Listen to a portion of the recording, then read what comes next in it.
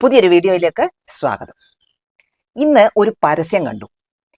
70 വയസ്സുള്ള പിതാവിന് മക്കൾ നൽകിയ ഒരു കല്യാണ പരസ്യം. എത്ര നല്ല മക്കൾ അല്ലേ? എന്ന് പറയാൻ വരട്ടെ. എന്റെ ഫ്രണ്ട് 60 വയസ്സുള്ള ഒരു സ്ത്രീ 5-6 മാസം മുമ്പ് എന്നെ വിളിച്ചു പറഞ്ഞു, എനിക്കൊരു വിവാഹം വേണം, നല്ല ചെക്കന്മാർ വല്ലവരും ഉണ്ടെങ്കിൽ പറയണം. അത് കേട്ട് ഞാൻ ചിരിച്ചുപോയി. ഭർത്താവ് മരിച്ച അവൾക്ക് മകൻ തന്നെ മാട്രിമോണിയൽ സൈറ്റിൽ ഒരു കല്യാണ പരസ്യവും നൽകി. മക്കളൊക്കെ നല്ല നിലയിലാണ്. പക്ഷെ നാട്ടിൽ അമ്മ ഒറ്റയ്ക്കായതിനാലാണ് വിവാഹം ആലോചിച്ചത്. മക്കൾക്കൊപ്പം വിദേശത്ത് പോയി നിൽക്കാൻ അമ്മയ്ക്ക് യാതൊരു താല്പര്യവുമില്ല. പരസ്യം കണ്ട ഷഷ്ടിപൂർത്തി എന്നേ പിന്നിട്ട ചെക്കന്മാർ നേരിട്ട് വിളിച്ച് അവളോട് വിവാഹ കാര്യത്തെപ്പറ്റി സംസാരിച്ചു. 2ാം വട്ടം സംസാരം കറങ്ങി തിരിഞ്ഞ് സെക്സിലെത്തി. പിന്നെ വന്ന അന്വേഷകരുടെ നമ്പർ എനിക്ക് തന്നിട്ട് ആദ്യം വിളിച്ച് സംസാരിച്ച് നോക്കിയിട്ട് കുഴപ്പമില്ലെങ്കിൽ എനിക്ക് തന്നാൽ മതിയെന്ന് അവൾ പറഞ്ഞു. പലരെയും ഞാൻ അങ്ങനെ വിളിച്ച് സംസാരിച്ചു. ബാധ്യതയുണ്ടോ എന്നാണ് വൃദ്ധവരന്മാരുടെ ആദ്യ ചോദ്യം. എന്ന് വെച്ചാൽ കടബാധ്യതയാണെന്ന് തെറ്റിദ്ധരിക്കല്ലേ, മക്കളുണ്ടോ എന്നാണ് അർത്ഥം. ഭർത്താവിനൊപ്പം നല്ല കാലം മുഴുവനും കഴിഞ്ഞ ഒരു സ്ത്രീക്ക് മക്കൾ ഉണ്ടാവുക സ്വാഭാവികം. എന്റെ ഫ്രണ്ടിന്റെ മക്കൾ വിവാഹിതരാണ്, അവർക്കും മക്കളായി, കുട്ടികൾ വെൽ സെറ്റിൽഡ് ആണ് എന്നൊക്കെ പറഞ്ഞിട്ടും താല്പര്യമില്ല. താങ്കൾക്ക് എത്ര മക്കളുണ്ട്? ഞാൻ അദ്ദേഹത്തോട് തിരിച്ചു ചോദിച്ചു. 3 മക്കൾ, എല്ലാവരും വിദേശത്താണ്, ഉയർന്ന ഉദ്യോഗസ്ഥരും സമ്പന്നരുമാണ്, അദ്ദേഹം മറുപടി നൽകി. അപ്പൊ താങ്കൾക്ക് 3 ബാധ്യതയുണ്ടല്ലോ, പിന്നെ സ്ത്രീയുടെ മാത്രം ബാധ്യതയെപ്പറ്റി താങ്കൾ എന്തിനു ബേജാറാവണമെന്ന് ഞാൻ തിരക്കിയപ്പോൾ അയാൾ തുറന്നു പറഞ്ഞു, കുട്ടികളില്ലാത്തവരെയാണ് താല്പര്യം, പിന്നെ പ്രായം കുറഞ്ഞവരെയും. ചോദിക്കാനും പറയാനും ആരുമില്ലാത്ത ചെറുപ്പക്കാരികളാവണമെന്ന് സാരം.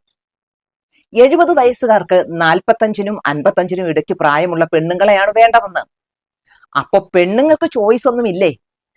എനിക്കറിയാവുന്ന ഒരു കോട്ടയംകാരി വിധവയെ കൊട്ടാരക്കരക്കാരൻ 2ാം വിവാഹം കഴിച്ചുകൊണ്ടുപോയി. 1 മാസത്തെ ഹണിമൂൺ കഴിഞ്ഞ് അയാൾ സ്ത്രീയെ ചവിട്ടി പുറത്താക്കി. അമ്പലത്തിൽ വെച്ച് 4-5 പേരുടെ സാന്നിധ്യത്തിൽ ഒരു തുളസിമാല ഇട്ടതാണ് ആകെ നടന്ന ചടങ്ങ്. നിയമപ്രകാരം വിവാഹം രജിസ്റ്റർ ചെയ്യാൻ ഈ കൂട്ടർ തയ്യാറല്ല. കാരണം രജിസ്റ്റർ ചെയ്താൽ ഭാവിയിൽ ഭാര്യയുടെ അവകാശം കൊടുക്കേണ്ടി വരും. അതിന് തയ്യാറല്ല എന്നതാണ് കാരണം. കിളി പോയ അവരിപ്പോ ഇതിനു പോയ സമയത്തെ ബുദ്ധിമോശത്തെ ശപിച്ചുകൊണ്ട് നടക്കുകയാണ്.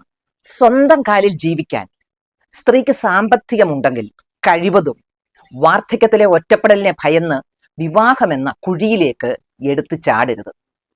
ഇപ്പോ സ്വന്തം തുണി മാത്രം കഴുകിയാൽ മതി, ഒരു വയറിനുള്ളത് വെച്ച് കഴിച്ചാൽ മതി, കൃത്യസമയത്ത് കിടന്നുറങ്ങാം, നല്ല സ്വാതന്ത്ര്യവുമുണ്ട്. ഇടയ്ക്കൊരു സിനിമ, സംഘം ചേർന്ന് ഒരു ടൂർ, വല്ലപ്പോഴും പുറത്തു നിന്ന് ഒരു ഭക്ഷണം, അങ്ങനെ കല്യാണം കഴിച്ചാൽ വയസ്സാം കാലത്ത് വല്ലവന്റെയും ആക്രാന്തത്തിന് കിടന്നുകൊടുത്ത് അടിവസ്ത്രം വരെ അവന്റെ കഴുകി ശാപ്പാട് വെച്ച് വിളമ്പി നടുവൊടിഞ്ഞ് പണിയെടുത്ത് ചീത്തവിളി കേട്ട് ശമ്പളമില്ലാത്ത ഒരു വേലക്കാരി ആകണോ എന്ന് സ്വയം ചിന്തിക്കണം.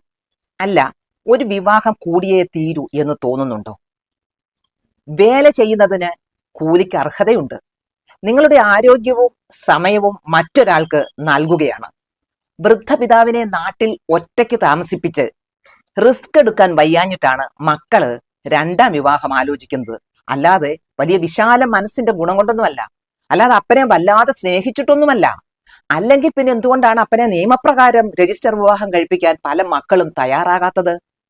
പള്ളിയിൽ വെച്ചോ അമ്പലത്തിൽ വെച്ചോ ഒരു ഉഡായിപ്പ് കല്യാണം, അപ്പൻ വേഗം കട്ടിലൊഴിഞ്ഞാൽ ആ സ്ത്രീയെ ചുളുവിൽ പെരുവഴിയിലേക്ക് തള്ളിവിടാമല്ലോ.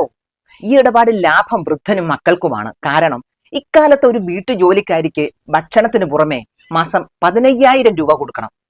രാത്രി കിടന്ന് ആ വീട്ടിൽ ഉറങ്ങുന്നവരാണെങ്കിൽ 20,000, ആഴ്ചയിൽ ഒരു അവധിയും കൊടുക്കണം. ഇനി അപ്പൻ കിടന്നുപോയാലോ? ഹോം നേഴ്സ് ആണെങ്കിൽ മാസം 25,000 രൂപ ശമ്പളം കൊടുക്കണം, പിന്നെ ചെലവും. അപ്പോൾ ഒരു വർഷം 3 ലക്ഷം രൂപ. അപ്പൻ ആരോഗ്യമുള്ള ഒരു സ്ത്രീയെ 2ാമതൊന്ന് കെട്ടിയാൽ ഈ തുകയ്ക്കും പരമലാഭം അപ്പന്റെ സുരക്ഷയും വീട്ടുജോലിയും ലൈംഗിക കാര്യങ്ങളും. ഓക്കേ, കാൽ കാശ് ചിലവുമില്ല. മക്കൾ അവധിക്ക് വരുമ്പോൾ വീട്ടിൽ ഒരു വേലക്കാരിയുടെ ആവശ്യവുമില്ല. അപ്പന് പരമ സന്തോഷം, മക്കൾക്ക് ആശ്വാസം. അപ്പനെ നോക്കിയില്ലെന്ന പരാതിയും ആരും പറയില്ല. വലിയൊരു ഭാരമൊഴിഞ്ഞ സന്തോഷം. ഒരു ഹോസ്റ്റലിൽ രണ്ടുപേർ കഴിയുന്നത് പോലെ മാത്രമാണ് വാർദ്ധക്യകാലത്തെ മംഗല്യ ജീവിതം. കുട്ടികൾ ഉണ്ടാവില്ല. അതുകൊണ്ട് പരസ്പരം ബന്ധിപ്പിക്കുന്ന പാലമില്ല. ബാധ്യതയില്ലാത്ത ഒരു കൂട്ടുകൂടൽ മാത്രം. ഭർത്താവ് മരിച്ചാൽ സ്ത്രീക്ക് ആ വീട്ടിൽ പിന്നെ എന്തവകാശം? വേലക്കാരി ഇറങ്ങിപ്പോകുന്ന ലാഘവത്തിൽ അവൾ പോകേണ്ടി വരും. എല്ലാവരും ഇത്തരക്കാരാണെന്ന് പറയുന്നില്ല. രണ്ടാമത് വന്ന അമ്മയെ സ്വന്തം അമ്മയെ പോലെ കരുതി സ്നേഹിക്കുന്നവർ ധാരാളമുണ്ട്. അതേസമയം രണ്ടാം ഭാര്യയുടെ റിട്ടയർമെന്റ് ബെനിഫിറ്റ്സ് മുഴുവനും പിടിച്ചെടുത്ത് ആദ്യ വിവാഹത്തിലെ മകളുടെ മകളെ നഴ്സിംഗ് പഠിപ്പിച്ച ഒരു പാസ്റ്ററെ എനിക്കറിയാം. അയാൾ മരിച്ചുപോയി. സ്ത്രീ ആവട്ടെ പെരുവഴിയിലുമായി. കണ്ണീരോടെ ആ സ്ത്രീ പറഞ്ഞതാണിത്. അത്തരം കണ്ണീർ ജീവിതത്തിന് ശാപമാണ്. വാർദ്ധക്യത്തിലെ രണ്ടാം വിവാഹത്തിന് മുൻപ് സ്ത്രീകൾ ചില മുൻകരുതലുകൾ എടുത്തിരിക്കണം. വിവാഹം എന്ന കബളിപ്പിക്കലിൽ ഈ വൈകിയ വേളയിൽ ജീവിതം പാഴാക്കരുത്.